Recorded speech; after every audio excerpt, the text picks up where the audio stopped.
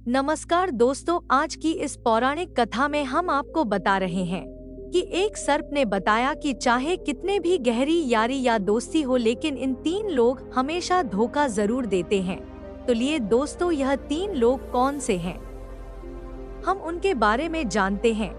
इससे पहले आप हमारे चैनल पर नए हो तो आप हमारे इस चैनल को लाइक, शेयर और सब्सक्राइब जरूर कर ले, ताकि और भी आने वाली कहानी हम सबके पास पहुंच सके और हम सब मिलकर लाभ उठा सके। तो लिए दोस्तों, बिना देरी किए इस कहानी को शुरू करते हैं। बहुत समय पहले किसी गांव में एक गरीब ब्राह्मण रहता था। वह इतना गरीब था कि परिवार के लिए 2 समय का भोजन भी नहीं जुटा पाता था। एक दिन वह धन कमाने की इच्छा लेकर प्रदेश को चल पड़ा। जरूरत की कुछ चीज उसने अपने हाथ में रख ली। चलते चलते जब वह एक जंगल के रास्ते से गुजर रहा था तो उसने एक कुआं नजर आया। कुएं को देखकर उसे प्यास भी लगने लगी। कुएं में उसने जाकर देखा तो उसे कुएं में एक शेर, बंदर, सांप और एक आदमी पड़ा था। ऊपर से मनुष्य को जानता हुआ देखकर शेर बोला, अरे भाई, तुम कौन हो? बड़े ही अच्छे समय पर आए हो, जरा मुझे इस कुएं से बाहर खींच दो। कई दिनों से मैं इस कुएं में पड़ा हूँ, मुझे निकाल कर मुझ पर एक एहसान कर दो। शेर की प्रार्थना सुनकर ब्राह्मण कहने लगा, यह शेर, क्या तुम मुझे मूर्ख समझ रहे हो? अगर मैं तुम्हें बाहर निकाला तो तुम मुझे मार कर खा नहीं जाओगे। तुम तो एक हिंसक पशु हो और स्वभाव से मेरे शत्रु हो। मैं तुम पर विश्वास नहीं कर सकता। शेर बोला, अरे भले आदमी, मैं खुद मुसीबत का मारा हूँ, मैं तुम्हें पहले नुकसान क्यों पहुँचाऊंगा? तुम मुझसे बिना कारण ही डर रहे हो। शेर के बार बार प्रार्थना करने पर उसे गरीब ब्राह्मण को उसे पर दया आ गई और सोचने लगा, आखिर परोपकार ही पुण्य का काम होता है। शेर बोल, भाई, मैं तुमसे वादा करता हूँ कि मैं तुम्हें किसी तरह का नुकसान नहीं पहुँचाऊंगा और सदा तुम्हारा एहसान मानूंगा। यह सब सोकर ब्राह्मण ने रस्सी डालकर शेर को कुएं से बाहर निकाल दिया। कुएं से बाहर निकालने के बाद शेर ने ब्राह्मण को धन्यवाद दिया और बोला, मैं तुम्हारा यह उपकार कभी नहीं भूलूंगा। मैं पहाड़ के उसे पर रहता हूँ, कभी तुम पर मुसीबत आ जाए तो तुम मेरे पास चले आना, जितनी हो सके मैं तुम्हारी मदद करूंगा। इसके बाद कुएं के अंदर से बंदर की आवाज आती है। बंदर कहता है, भाई, मुझे भी कुएं से बाहर खींच दो, मैं भी तुम्हारा सदा आभारी रहूंगा। ब्राह्मण ने रस्सी अंदर डाल दी, बंदर को भी बाहर निकाल दिया। बंदर ने भी उसे धन्यवाद कहा कि मैं उसे पहाड़ी के पीछे बगीचे में रहता हूँ, कभी तुम्हें मेरी जरूरत पड़े तो तुम मेरे पास चले आना, मैं तुम्हारी पूरी तरह से मदद करूंगा। इतना कहकर बंदर भी वहीं खड़ा हो गया। तभी अंदर से सांप ने आवाज लगाई, क्यों ब्राह्मण देवता, जिस तरह से अपने शेर और बंदर को बाहर निकाला, मुझ पर भी एक उपकार कर दो। तब ब्राह्मण बोला, ना बाबा ना, तुम तो एक सांप हो, कहीं मुझे काट लिया तो? सांप बोला, अरे भाई, कैसी बात कर रहे हो? क्या कोई अपने मददगार को भी नुकसान पहुंच जाएगा? ब्राह्मण बोला, मैं तुम पर यकीन नहीं कर सकता। सर्प अपने बहुत विनती की, टीम देखो, तुम मुझे निकाल दो, मैं तुम्हें नहीं कटूंगा। ब्राह्मण ने सर्प को बाहर निकाल दिया। सांप ने भी ब्राह्मण को खूब धन्यवाद दिया। सर अपने कहा, भाई, अगर तुम्हें कभी किसी मुसीबत का सामना करना पड़े तो तुम मुझे याद कर लेना, मैं उसी क्षण तुम्हारे पास आकर तुम्हारी सहायता करूंगा। ब्राह्मण ने कहा, ठीक है, ऐसा समय आएगा तो मैं तुम्हें जरूर याद करूंगा। तभी कुएं से एक आदमी की आवाज आती है। वह आदमी कहता है, अरे भाई, मुझे भी कुएं से बाहर निकाल दो, मैं तुम्हारा हमेशा ऋणी रहूंगा। ब्राह्मण उसे आदमी को बाहर निकालने के लिए रस्सी डालता है तो शर्म कहता है, तुम इस आदमी की सहायता मत करो, यह तुम्हारी बिरादरी का जरूर है पर बहुत बड़ा चोर आदमी है। बंदर और शेर ने सांप की बात का समर्थन किया कि देखो भाई, अगर तुम इस आदमी की मदद करोगे जो तुम बहुत बड़ी मुसीबत में फंस जाओगे, क्योंकि यह आदमी बड़ा चोर है, इसकी मदद करेगा, यह उसी की जड़ काटता है। इतना कहकर शेर, बंदर और सांप वहां से विदा लेकर चले गए। उनके जाने के बाद वह आदमी गिर गिर कर बोला, अरे भाई, तुमने शेर, बंदर और सांप की तो जान बचा ली, मेरे प्राण बच लो, मैं तो तुम्हारी बिरादरी का हूँ। तब ब्राह्मण बोला, भाई, तुम्हारी निंद तो यह जानवर भी कर रहे हैं, इससे तो लगता है कि तुम अच्छे आदमी नहीं हो, मैं तुम्हारी कोई मदद नहीं करूँगा। वह आदमी बोला, अरे भाई तुम उन जानवरों की बात में ना आओ और मेरी मदद करो। वह आदमी बहुत रोया, चिल्लाया और गिर गिराया तो ब्राह्मण को उसे पर दया आ गई। ब्राह्मण ने सोचा चलो निकाल देते हैं। ब्राह्मण ने उसे आदमी को भी कुएं से बाहर निकाल दिया। उसे आदमी ने ब्राह्मण को बहुत धन्यवाद दिया और बोल, भाई तुमने मुझ पर जो उपकार किया है उसे मैं 7 जन्मों तक नहीं भूलूंगा। फिर ब्राह्मण कहता है, अरे भाई इसमें उपकार जैसी क्या बात है, इंसान ही इंसान के काम आता है, लेकिन तुम कौन हो? तब आदमी ब्राह्मण को अपना परिचय देता है, भाई मैं एक गरीब सुनार हूँ, पास के ही गांव में रहता हूँ। कभी भी मेरे योग्य कोई सेवा हो तो मेरे घर जरूर पधारना। इतना कहकर वह आदमी भी वहां से चला गया। उसे आदमी के जाने के बाद ब्राह्मण ने झोली से लोटा निकाला और कुएं से पानी भरकर पी लिया और अपनी राह पर चल पड़ा। फिर काफी देर तक चलने के बाद एक नगर में पहुंचा। वह ब्राह्मण शहर में पहुंचे तो गया। अब उसे नौकरी की तलाश थी। ब्राह्मण एक सेठ की दुकान पर पहुंचा और सेठ से विनती की कि आप मुझे कोई काम दे सकते हो, मैं पूरी मेहनत और ईमानदारी के साथ आपका सारा काम करूंगा।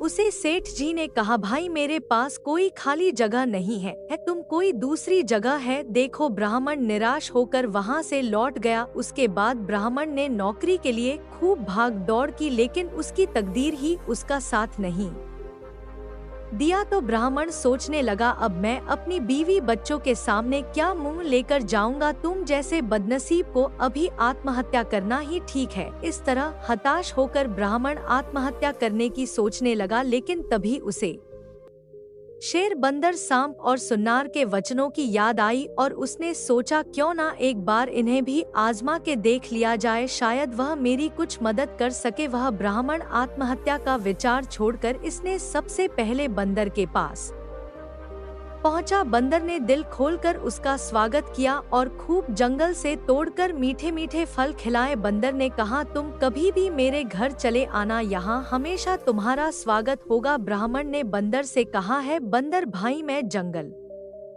के राजा शेर से मिलना चाहता हूँ, क्या तुम मुझे उसका पता बता सकते हो? तब बंदर ने कहा, क्यों नहीं, तुम पहाड़ी के नीचे चले जाओ, पहाड़ी के उसे पर में सबसे पहले शेर की ही गुफा मिलेगी। इतना सुनकर ब्राह्मण वहां से चला गया और शेर की गुफा के पास पहुंचा। जब ब्राह्मण ने शेर के पास पहुंचा तो शेर खुशी से उसका स्वागत करने के लिए आगे आया और बोला, तुम्हें देखकर मुझे बहुत खुशी हुई, बोलो मैं तुम्हारी क्या सेवा करूं? तब ब्राह्मण कहता है, भाई मैं बहुत गरीब हूँ, अगर मुझे कहीं से कुछ धन मिल जाए तो मैं अपने घर लौट जाऊंगा, वरना मेरे लिए खुदकुशी के सिवाय कोई रास्ता नहीं है।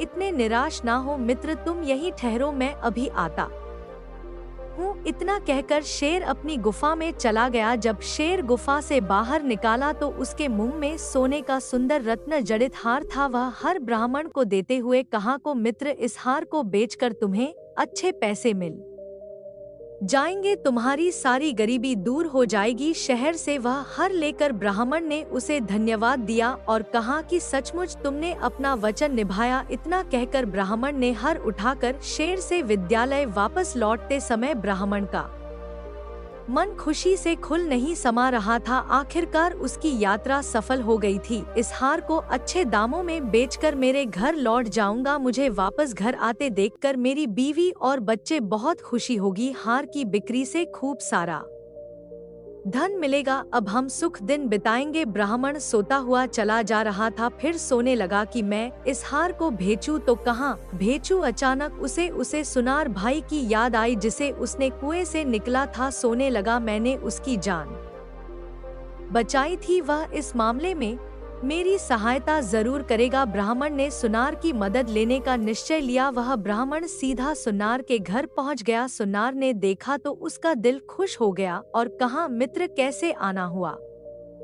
तो जवाब दिया कि मैं तुम्हारे पास एक जरूरी काम से आया हूँ। तो सुनार कहता है, हाँ मित्र कहो, मैं तुम्हारे किस काम में आ सकता हूँ? तो ब्राह्मण बोला है, भाई मेरे पास एक हर है और मैं चाहता हूँ कि तुम उसे अच्छे दामों में बिका दो। इतना कहकर ब्राह्मण अपनी जेब से हर निकालकर उसे सुनार की हाथ में थमा दिया। हर देखकर वह सुनार सोचने लगा, यह हर इस ब्राह्मण के पास कहाँ से आया? यह हर तो राजकुमार का है जो शिकार पर जाने के बाद आज तक वापस नहीं लौट आया, और यह हर तो मैं ही राजकुमार को बना कर दिया था। सुनार सोचने लगा कि राजा ने इस बात की घोषणा कर रखी है कि जो कोई मेरे पुत्र का पता बताएगा तो मैं उसे बहुत सारा इनाम दूंगा। सुनार के मन में राजा द्वारा घोषित इनाम का लोभ जाग उठा। अगले ही पल अपनापन जताता हुआ वह बोला, मित्र, मैं तुम्हारी सहायता अवश्य करूंगा, लेकिन इस बारे में मैं किसी अच्छे जौहरी से सलाह लेना उचित समझता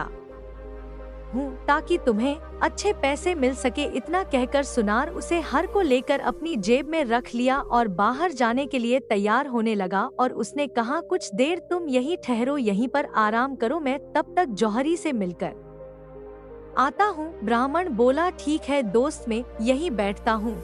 फिर सुनार अपनी पत्नी को बुलाकर बोला कि तुम ब्राह्मण देवता की मेहमानबाजी करो, इन्हें भोजन बनाकर खिलाओ, मैं थोड़ी देर बाहर होकर आता हूँ। इतना कहकर सुनार घर से चला गया और सीधा राज दरबार में पहुंचा और राजा को प्रणाम करते हुए बोला, महाराज, मैं आपसे एक विशेष काम से मिलने के लिए आया हूँ। तब सुनार राजा को हार देते हुए बोला, यह वही हार है जिसे राजकुमार के लिए स्वयं मैंने अपने हाथों से बनाया था। एक आदमी इसे बेचने के लिए मेरे पास आया है, मैं उसे आदमी को अपने घर पर बिठाकर आया हूँ। हर को देखते ही राजा पहचान गया, जरूर वही मेरे बेटे का हत्यारा होगा। राजा क्रोध में आग बबूला हो गया और कहने लगा, कौन है वह शैतान जिसने मेरे बेटे की हत्या कर दी और उसका यह हर चुराया? तब सुनार कहता है राजा, वह एक गरीब ब्राह्मण है, वह अभी मेरे घर पर बैठा हुआ है। राजा गुस्से में पागल होते हुए सेनापति को आदेश दिया कि सुनार के घर जाकर उसे आदमी को तुरंत पकड़ कर लो। सेनापति ने तुरंत कुछ सैनिक ले जाकर सुनार के घर से उसे ब्राह्मण को पकड़ लिया और राजा दरबार में पेश किया। राजा ने आदेश दिया कि यह दरिंदा राजकुमार का कातिल है, इसे तुरंत करवास में डाल दिया जाए। राजा सिपाहियों ने ब्राह्मण को ले जाकर उसे करवास में डाल दिया जावे। सैनिक जाने लगे तो ब्राह्मण विनम्र स्वयं में बोला, मुझे राजकुमार का कातिल क्यों ठहराया जा रहा है? मैं तो निर्दोष हूँ। तब सिपाही बोले, अगर तुमने राजकुमार की हत्या नहीं की है तो राजकुमार का हार तुम्हारे पास कैसे आया? जी, सुनार को तुम यह हार बेचना चाहते हो? वह हर इस सुनार ने राजकुमार को बना कर दिया था, इसलिए तुम पकड़ में आ गए हो। अब तुम नहीं बच सकते हो। कुछ दिन बाद राजा तुम्हें फांसी की सजा देंगे। इतना कहकर सैनिक वहां से चले गए। सैनिकों के जाने के बाद ब्राह्मण सोचने लगा कि सुंदर ने तो मुझे बहुत बड़ी मुश्किल में फंसा दिया, अब मैं क्या करूं? इस नगर में तो मेरा कोई भी मददगार भी नहीं है ही प्रभु, मेरी रक्षा करना। अगर मुझे फांसी हो गई तो मैं मेरे बीवी बच्चों का क्या होगा? तभी अचानक ब्राह्मण को उसे सांप की बात याद आ गई। अगले ही पहल उसने सांप को याद किया। सांप उसके सामने प्रकट हो गया और कहने लगा, है मित्र, तुमने मुझे कैसे याद किया? मैं बहुत बड़ी मुसीबत में फंस गया हूँ। राजा ने मुझे जबरदस्ती करवास में डाल दिया है और एक ऐसी अपराध की सजा सुना दी है जो मैंने किया ही नहीं। तभी सांप कहता है, ऐसा क्यों? तब ब्राह्मण ने इस शेर से हार प्राप्त करने से लेकर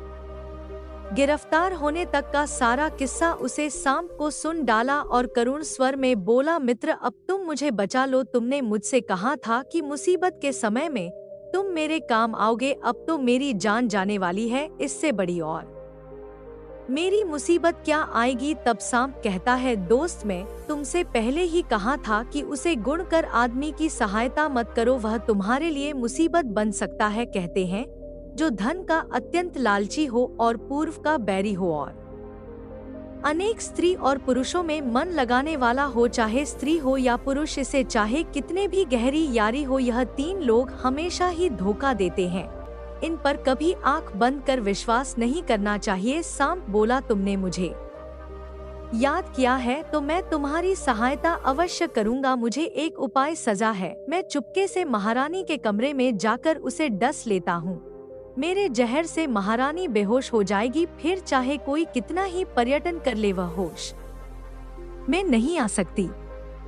मेरे जहर का असर तब तक रहेगा जब तक तुम अपने हाथ से उसके माथे को नहीं छुओगे। तुम जैसे ही महारानी के माथे को छुओगे तो वह होश में आ जाएगी और राजा खुश होकर तुम्हें छोड़ देगा। राजा अपनी रानी से बहुत प्यार करता है, वह उसे जिंदा रखने के लिए कुछ भी कर सकता है। फिर सांप जेल की कोठरी से निकलकर रानी के कक्ष में पहुंच गया और अगले ही पल उसने रानी को डस लिया। रानी तुरंत उठ बैठी और चिल्ला पड़ी। सांप खिड़की के रास्ते से उसे डस कर चला गया। इधर महारानी चीखती हुई कक्षा में बेहोश होकर गिर पड़ी। राजा के सारे नौकर जाकर रानी को गिरता हुआ देखकर भाग खड़े हुए। रानी ने बता दिया कि मुझे सांप ने काट लिया है। तुम राजा कोडोट सूचित किया गया कि रानी को एक जहरीले सांप ने काट लिया और महारानी बेहोश हो गई है। जल्दी ही उनके उपचार की व्यवस्था कीजिए। राजा तुरंत एक सेवक को बुलाकर राजविद्या को बुलाया और राजविद्या से राजा ने कहा, वेद जी, आज मेरी रानी को बचा लीजिए, इसे किसी सांप ने डस लिया है। यदि मेरी रानी को कुछ हुआ तो मैं जीवित नहीं रहूंगा। वैद्य जी रानी की नज देखकर कई तरह की औषधियाँ दी लेकिन उनकी बेहोशी नहीं टूटी। तब वेद जी महाराज निराश होकर कहा, महारानी का उपचार अब मुझे संभव नहीं हो सकेगा। महाराज जी, सांप ने उन्हें डसा है, वह बहुत ही जहरीला है, मेरी कोई औषधि काम नहीं कर रही है। वेद जी ने राजा को दिलासा देते हुए कहा, निराश मत होइए, अभी वक्त है। आप किसी अन्य विद्या हकीम को बुला लीजिए, शायद उनके पास कोई ऐसी दवा हो जिसे रानी ठीक हो जाए। अगले ही पाल राजा ने मंत्री को आदेश दिया है, महामंत्री फोन यह ऐलान करवा दो कि जो भी महारानी का उपचार कर उन्हें ठीक करेगा उसे महंगा से महंगा इनाम दिया जाएगा। राजा ने तुरंत पूरे राज्य में घोषणा करवा दी। राजा के आदेश का ऐलान होते ही कई वैद्य हकीम आए। महारानी को तरह तरह की दवाइयाँ दी गई लेकिन कोई लाभ नहीं हुआ। महारानी की बेहोशी वैसी की वैसी ही बनी रही और सब वापस लौट चले। अब तो भगवान ही महारानी को बचा सकता है। वैद्य हकीम का निराशा पूर्व उत्तर सुनकर राजा का दिल टूट गया। वह मन ही मन घबराने लगे हैं, भगवान, महारानी पर यह कैसी आफत आ पड़ी। उधर जेल की कोठरी में बंद ब्राह्मण ने राजा का ऐलान सुनकर उसने पहरेदार से कहा, मुझे महाराज के पास ले चलो, मैं महाराज को ठीक कर सकता हूँ। पहरेदार कहता है, अरे ब्राह्मण, जब अच्छे से अच्छे वृद्धि हकीम भी उन्हें ठीक नहीं कर पाए तो तुम एक हत्यारे होकर भला उसे कैसे ठीक करोगी। ब्राह्मण ने फिर विनती की, आप एक बार मुझे महाराज के पास ले चलो, मैं सच कहता हूँ, मैं रानी को बचा लूंगा।